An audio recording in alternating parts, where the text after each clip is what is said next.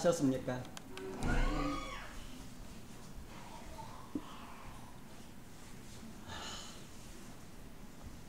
우리 사할린 식구들이 빠지니까 교회가 많이 훈련하지요.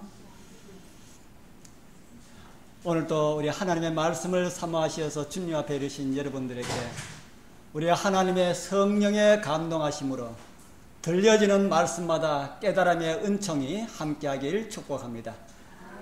저는 오늘 왕을 만난 사람들 이 네 번째 시간으로 마태복음에서 가장 먼저 부름을 받은 제자 베드로와 예수님에 대한 만남과의 관계 그리고 사명 등을 자세히 살펴볼 수는 없지만은 우리 간단하게 살펴보면서 우리를 위해 예비하신 은혜와 감동을 함께 나누게 되길 소망합니다.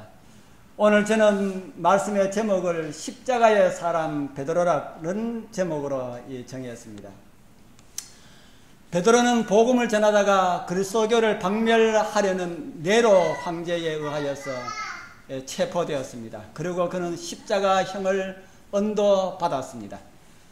그때 그는 말하기를 우리 주님께서 십자가에 달리셨는데 내가 어찌 감히 십자가에 달려서 죽을 수가 있겠는가. 그러니까 나를 십자가에 달려면은 나를 십자가에 거꾸로 십자가에 달아 나를 죽게 하라. 그래서 이 베드로는 십자가에 거꾸로 달려 죽은 위대한 순교자가 되었습니다. 이 베드로가 처음부터 그런 사람이었습니까? 우리가 잘 아는 이 베드로의 모습은 그런 모습이 아니었습니다. 그런데 어떻게 그런 위대한 순교자의 자리에 나아갈 수가 있었는가? 우리가 함께 그런 모습들을 살펴보면서 은혜를 받고자 합니다. 첫 번째, 베드로의 첫 번 회심에 대해서 좀 살펴보겠습니다. 사복음서를 살펴볼 때에는 이 마태복음에서는 베드로가 예수님께서 첫 번째 부른 사람이었지만은 사복음서를 살펴볼 때에 베드로는 예수님께서 부르신 첫 번째의 사람이 아니었습니다. 침례 요한의 제자였던 요한과 안드레, 그들은 침례 요한의 소개를 받고 예수님을 직접 찾아간 기록이 요한복음에 나옵니다. 그리고 안드레의 형인 베드로를 안드레는 찾아가서 형에게 말하기를 형님 우리가 메시아를 만났습니다. 그렇게 말하니까 이 베드로는 의심없이 예수님을 찾았고 그를 따르게 되었습니다. 이스라엘 백성들이 2000년 그분을 만나다니 베드로는 아주 큰 기대를 가지고 예수님을 따랐습니다.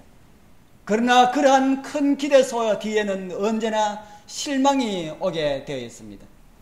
하루는 예수님께서 당신의 고향인 나사렛에서 안식일을 보내게 되었습니다. 그때의 예수님의 모습을 성경은 이렇게 기록을 하고 있습니다.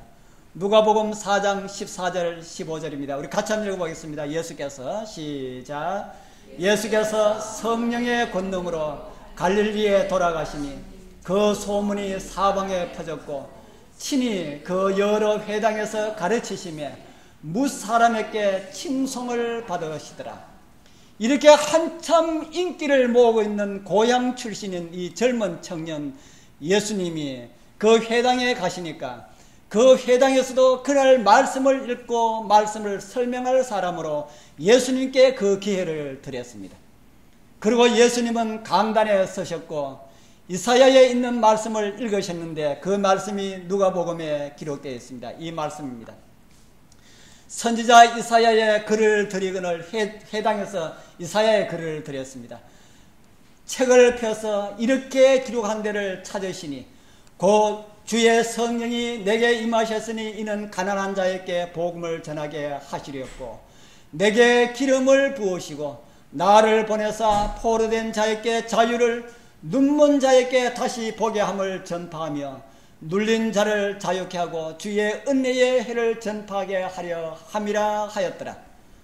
그러고 난 다음에 책을 덮어서 그 맡은 자에게 주시고 앉으시고 회당에 있는 사람들이 다 예수를 주목할 때에 예수께서 회당에 있는 모든 사람들에게 말씀하시기를 이 글이 오늘날 너희 귀에 응하였느니라 이렇게 말씀을 하셨습니다. 이 말씀의 의미는 구약 성경이 말한 메시아가 오늘 너희들이 보는 앞에 서 있는 이 사람이노라 라고 이렇게 선언한 그런 말씀입니다. 이 말씀을 들은 베드로의 마음은 어땠을까요? 엄청나게 기분이 좋았을 것입니다.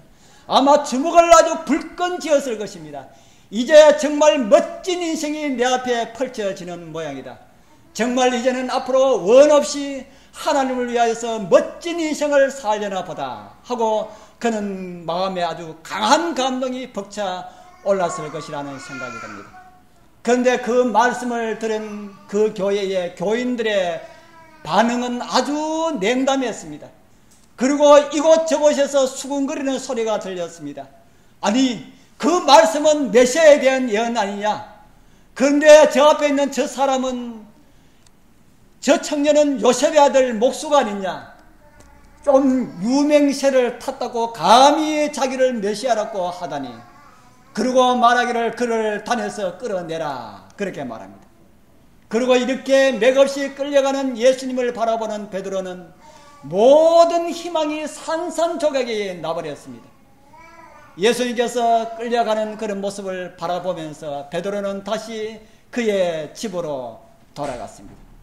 그리고 다시 바다로 향하였고 또 옛날 그 자기의 본업 고기 잡는 그 업으로 돌아갔는데 자기만 돌아간 것이 아니고 그를 메시아라고 소개했던 그 동생 안드레도 그를 따라갔고 그의 친구인 요한도 따라가고 야고보도 다 베드로를 따라서 옛 집으로 다 돌아가 버렸습니다. 사랑하는 우리 성도님들이시여, 여러분들은 예수님을 믿는 믿음의 생활을 하시다가 어떤 실망스러운 일을 경험해 보시지 않으셨습니까? 아니면은 별로 기대하는 것이 없었기 때문에 실망도 없으셨습니까? 인간의 방법과 인간의 기대가 있을 때는 언제나 예수님께서는 실망을 주시어서 우리의 심령 가운데 있는 인간에 대한 기대와 희망들을 하신다는 사실을, 그것이 바로 하나님의 섭리라한 사실을 이 시간에 다 발견하게 되길 소원합니다. 그러면은 돌아가면은 잘 될 것 같지요. 예수님을 따르다가 예수님께 실망하고 돌아가면은 잘 될 것 같았는데 어부의 직업이 잘 되지 않았습니다. 이 베드로와 안드레와 요한과 야고보는 그 갈릴리에서 내노라고 하는 1등 어부였습니다. 그런데 예수님을 만나고 난 다음부터는 고기잡이가 영 시원치 않았습니다. 집에서는 가족들이 기다리고 있는데 아침에 나갔다가 저녁에 그냥 돌아오기가 일쑤였습니다. 이날 또 베드로는 밤새 고기를 잡기 위해서 애를 썼지만은 한 마리도 잡지 못하고 빈 그물을 싣고 있었습니다. 그런데 귀에 익은 목소리가 들렸습니다. 형제여 하는 소리에 눈을 들어보니까 창피하게도 그곳에 예수님께서 자기 앞에 서 계시는 겁니다. 또 예수님만 서 계시는 것이 아니고 언제 사람들이 모였든지 수많은 사람들이 그 바닷가에 모였습니다. 아마 그때에 이 베드로는 지구멍이라도 있으면 들어가고 싶었던 그런 심정이 아니었을까 하는 그런 생각을 하게 됩니다. 수많은 사람들이 저 사람이 베드로야. 그런데 그가 예수님을 따라다니다가 집으로 돌아가서 고기 잡는데 오늘 한 마리도 못 잡았대. 이렇게 말하는 소리가 베드로의 귀에 들리는 듯 했습니다. 누가 그런 소리 하겠습니까? 그러나 이렇게 그런 가운데 있을 때는 사람들이 자기 말을 하는 듯한 그런 소리를 자기가 스스로 듣고 있지 않습니까? 그렇게 이제 이 베드로가 몸을 사리고 있는데 예수님께서 말씀하시기를 자네 배를 좀 빌리게나 하시는 것이었습니다. 그래서 옛날에도 예수님께서 배를 타고 말씀을 하실 때에 어떻게 했다는 이런 전력이 있던 터라 배를 바닷가에서 조금 떨어지도록 예수님을 태워서 배를 좀 이렇게 멀리 바다 안으로 좀 밀어내고 난 다음에 예수님이 청중들에게 말씀을 잘 하실 수 있도록 그렇게 도와드렸습니다. 그리고는 얼마 동안 베드로는 꼼짝없이 그분의 말씀을 듣게 되었습니다. 설교를 다 마친 다음에 예수님께서 이제 배삿을 주셨습니다. 베드로에게 말씀하시기를 좀 깊은 데 가서 다시 한번 그물을 내려보십시오 하는 겁니다. 이제 그물을 다 싣고 난 다음에 그물을 돌돌 말아가지고 집으로 가야 하는데 다시 그물을 던지라 하는 겁니다. 밤에도 잡히지 않는 고기가 한낮이 다 돼가는데, 점심때가 다 돼가는데 고기가 잡히지 않습니다. 그 이유는 낮에는 이 고기들은 바다 깊은 데에 들어가 있든지 이렇게 놀지, 사람들 이렇게 고기 그물을 던지는 그곳에는 고기가 없기 때문입니다. 그런데 이 베드로는 그 주님의 말씀에 순종할 수밖에 없을 정도로 그 얼마의 시간인지 몰라도 말씀에 압도된 그런 가운데 있었습니다. 그래서 베드로는 예수님께 말을 합니다. 우리가 밤새도록 고기 잡는 일에 실패했지만은 주님께서 하라고 하시니 다시 한 번 더 그물을 내리겠습니다 하고 배를 몰고 깊은 곳에 가서 그물을 던졌습니다. 고기가 잡혔습니까? 밤에도 잡히지 않던 고기가 어떻게 대낮에 잡힐 수가 있었겠는가? 그런데 예수님의 말씀을 누가 들었는가 하면은 바다의 물고기들이 예수님의 음성을 들은 것입니다. 창조주를 위하여서 순교자가 아닌 순교어가 되렸고 저마다 베드로의 배 주변에 몰렸습니다. 예수님께서 깊은 곳에 가서 그물을 내리시오 하는 이 말을 바다 속에 있는 모든 물고기들이 듣고 우리가 예수를 위하여서 죽을 그런 기회가 왔다, 이렇게 고기들이 서로 말을 했는지는 모르겠습니다.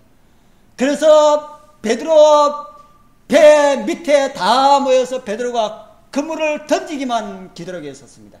그리고 이윽고 베드로가 맞아 물고기들은 저마다 베드로가 던진 그물에 먼저 들어가려고 야단이었습니다.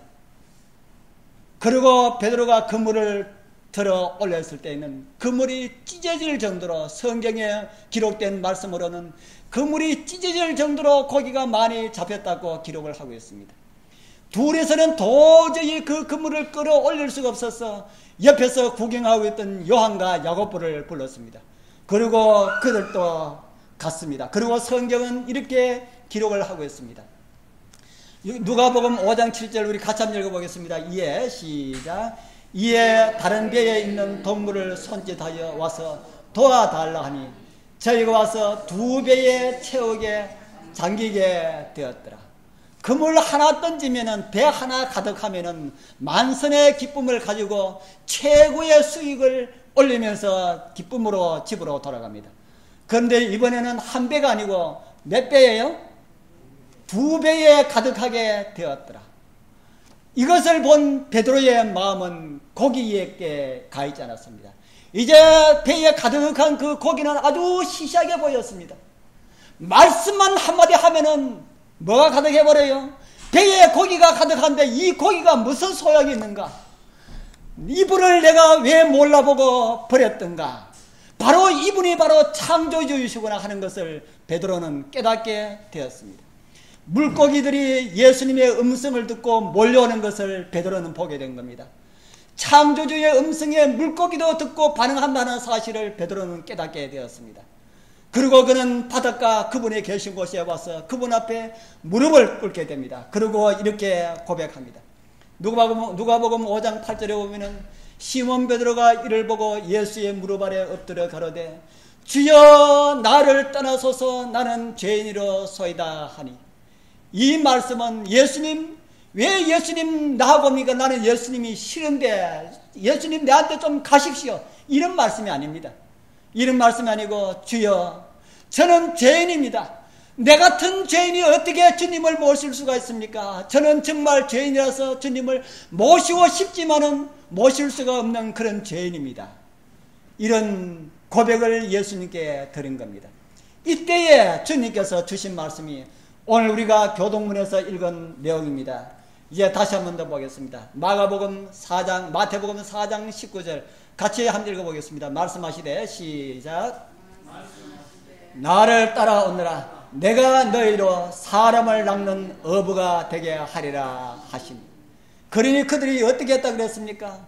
마태복음 4장 20절에 보면은 저희가 곧 그물을 버려두고 예수를 쫓으니라. 누가복음에는 또 이렇게 기록을 하고 있습니다. 누가복음 5장 11절에 보면은 저희가 배들을 육지에 대고 모든 것을 버려두고 예수를 쫓으니라. 큰 변화가 일어났습니까? 고기 잡기 위하여서, 그 잡히지 않은 고기를 잡기 위하여서 밤새도록 고기 잡던 그 베드로와 그 여러 사람들, 베드로와 안드레와 요한과 야고보, 이 사람들이 그 배에 가득히 잡은 그 고기와 배들을 다 버려두고 예수를 쫓았더라. 이렇게 성경은 기록을 하고 있습니다. 사랑하는 성도님들이시여, 여러분들도 예수님을 따르다가 낙심될 때가 있었습니까? 모든 것을 포기하고 싶을 때가 있었습니까? 이제는 다시는 신앙하고 담을 쌓고 살아야 되겠다. 그럴 때라도 주님께서는 나를 잊지 않고 나를 찾으신다는 사실을 잊지 마시기를 바랍니다. 베드로처럼 낙심되어 돌아가서 하는 일도 잘 되지 않을 때에 세상에서도 버림받고 하나님께서도 버림받은 것이 아닐까 하는 이런 생각이 들 때에도, 그때도 나를 찾으시는 주님, 오늘 여러분들의 심령을 두드리고 계시는 그분의 음성을 들으시고 여러분들의 마음을 열고 여러분들의 심령들이 주님께 나오는 복된 그런 경험들이 있게 되길 축복합니다. 이제 두 번째, 사도에서 순교자로 변하는 우리 베드로의 모습을 좀 살펴보겠습니다.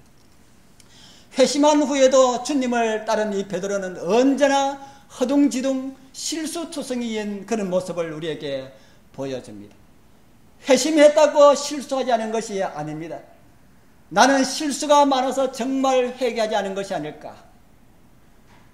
어떤 분들은 그런 말을 직접 하기도 합니다.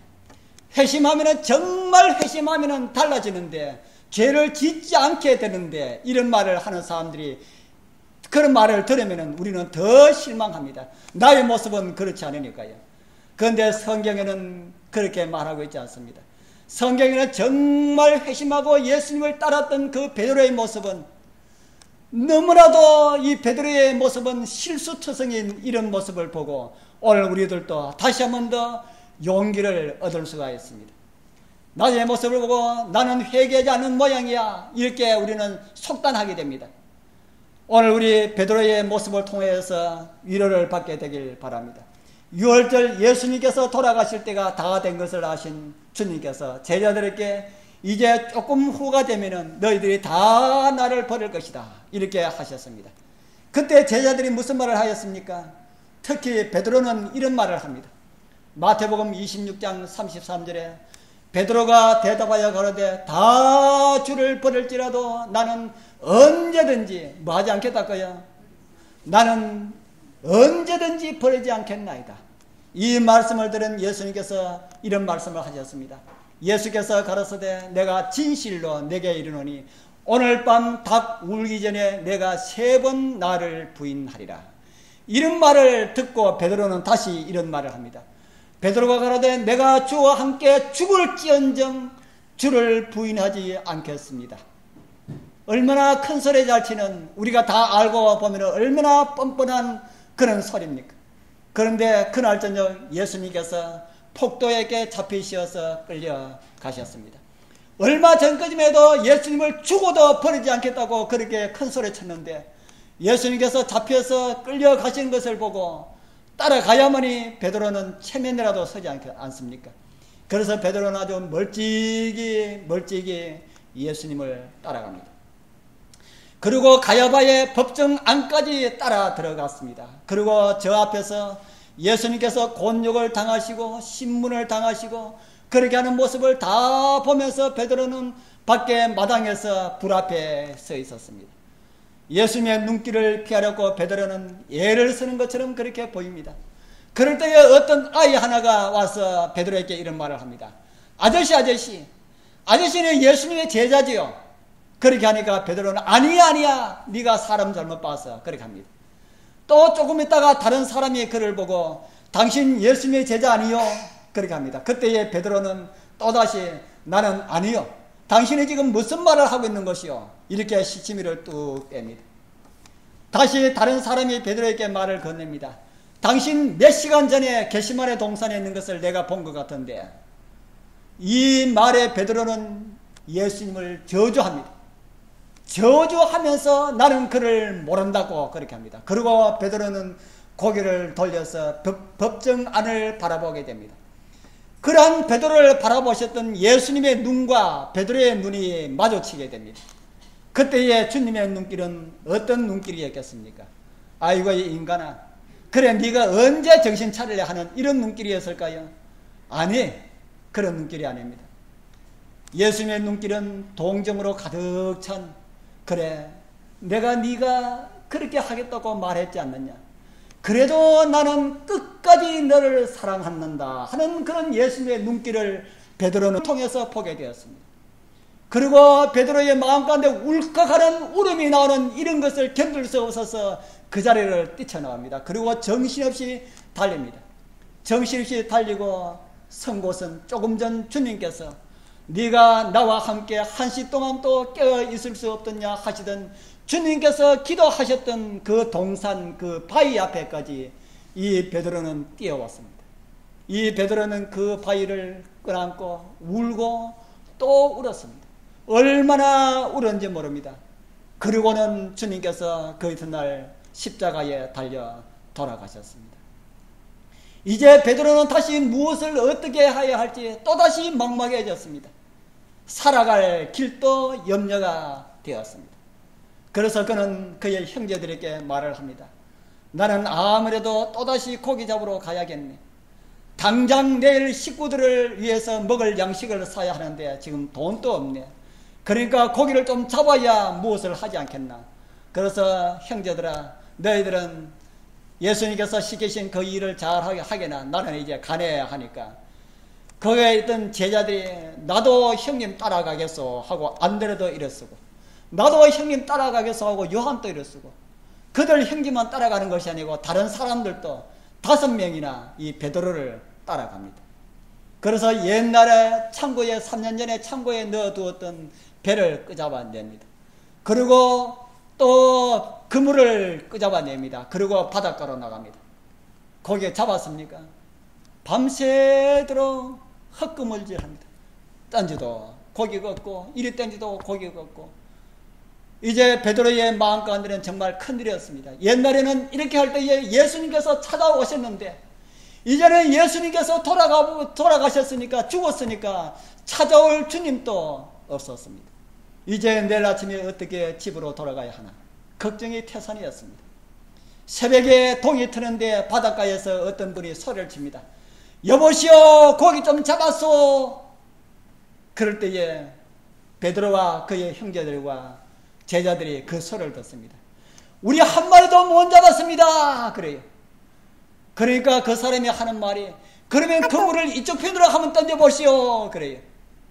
그물에 탔는 사람은 자기들의 생계를 위하여서 이제 지푸라기라도 잡아야 될 이런 심정이었습니다. 그래서 그 사람의 말을 듣고 배를 그쪽으로 향해서 던졌는데, 던지고 난 다음에 딱 잡아 당기는 순간 무엇인가 묵직하게 걸려오는 것을 느끼면서 3년 전 일을 베드로는 생각하게 되었습니다. 아! 하는데 요한이 예수님이시다 하는 겁니다. 예수님이시다. 그때에 베드로는 자기가 옷을 벗어서 배에 둔 그 옷을 다시 걸치고 바다로 뛰어내립니다. 그리고 저는 하늘에 가서 베드로에게 한번 물어볼 겁니다.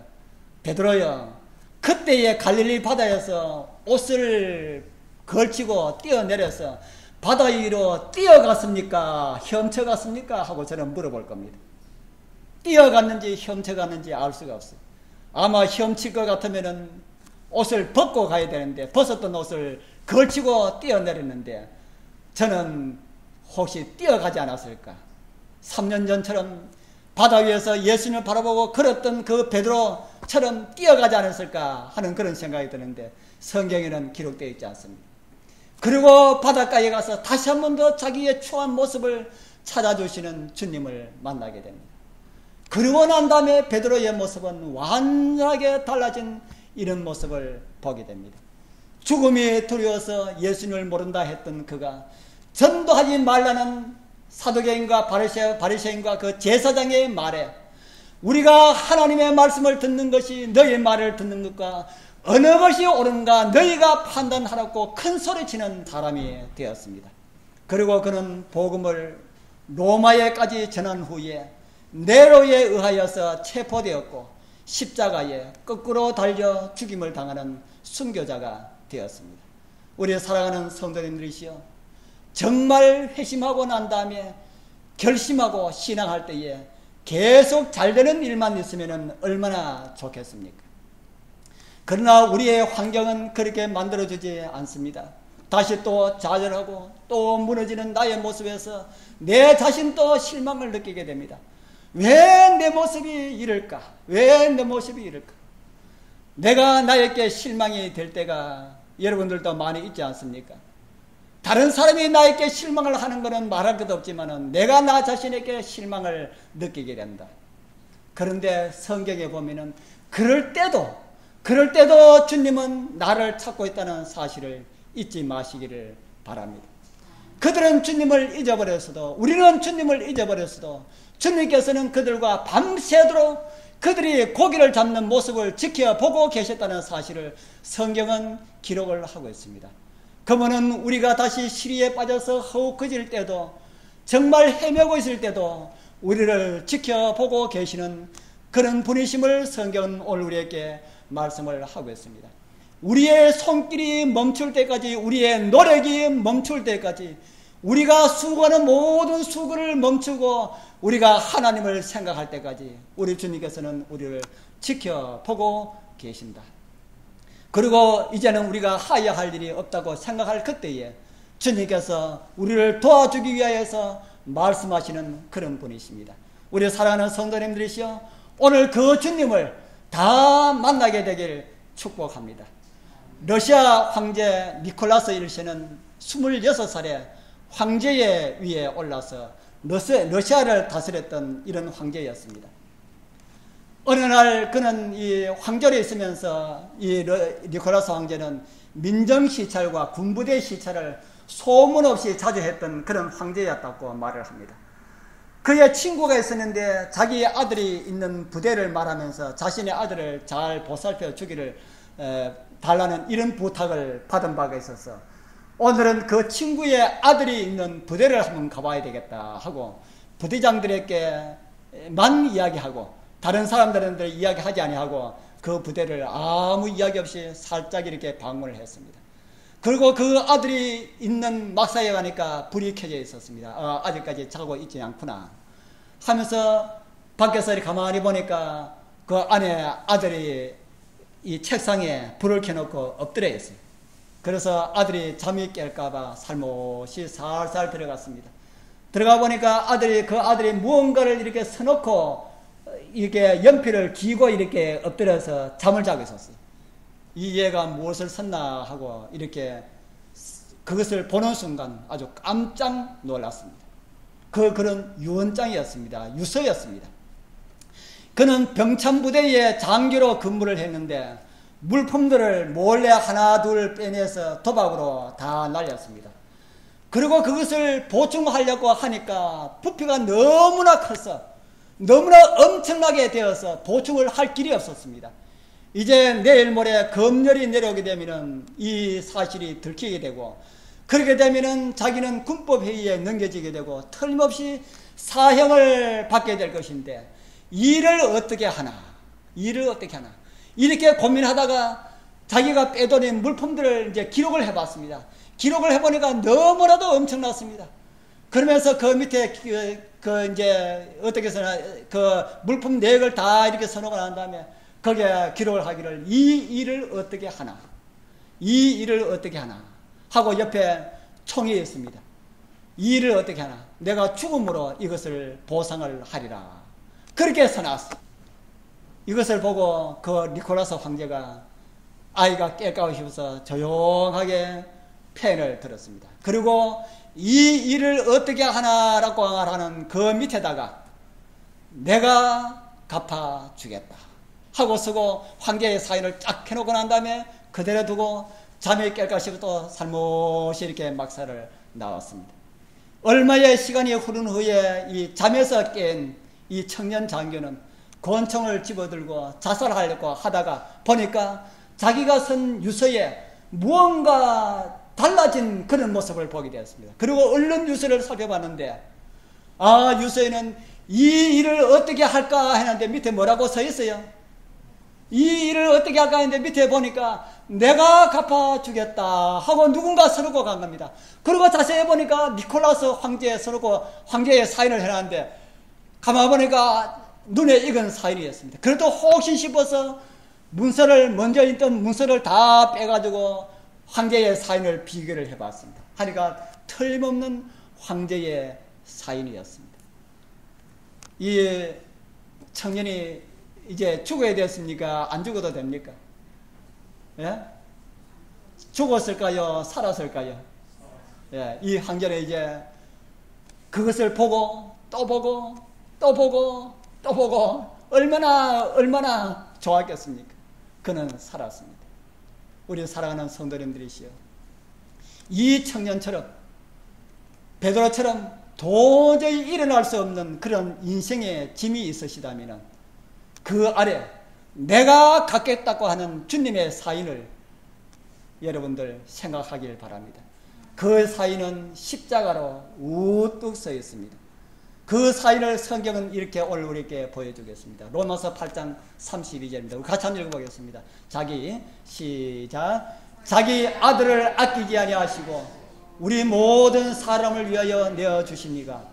어찌 그 아들과 함께 모든 것을 우리에게 은사로 주지 아니하시겠느냐. 아멘. 아멘. 이럴 때는 우리가 아멘하고 크게 아멘해야 됩니다. 어떠한 문제라도 해결할 수 있는 그런 우리 주님, 해결할 수 없는 문제가 하나도 없는 그 주님 앞에 여러분들 모든 문제를 내어놓고 다 해결함을 얻게 되길 간절히 바라고 원합니다. 생활에 문제가 있으십니까? 인생에 문제가 있습니까? 가정에 문제가 있습니까? 자녀의 문제가 있습니까? 부부의 문제가 있습니까? 재정적인 문제가 있습니까? 이 모든 거 우리 주님께서 모르시는 것이 없이 다 주님 아십니다. 우리는 그분을 몰라도, 우리는 주님을 잊어버려도 주님께서는 한 번도 우리를 잊지 아니하시고 그 고통 가운데 있을 때에 우리를 지켜보고 계시는 분이 주님이심을 잊지 말기를 바랍니다. 갈릴리 밤바다 그들이 밤새 고기 잡는 모습을 지켜보셨던 그 주님께서 여러분들이 어떠한 문제를 안고 골몰하고 있을 때도 여전히 주님께서는 여러분들을 지켜보고 계십니다. 우리 예수님은 니콜라스 일세보다 능력이 있을까요? 능력이 더 많을까요? 적을까요? 니콜라스 일세는 될 수도 없지요. 우리 예수님은 니콜라스 일세보다 능력이 많으십니다.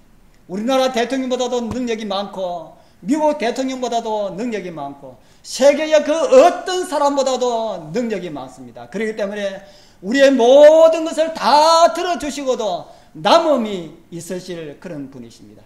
그분이 도와주실 것이라는 사실을 믿고 또 그것으로 인하여서 감사와 기쁨으로 살아가시는 여러분과 제가 되길 간절히 바라면서 말씀을 마치겠습니다. 기도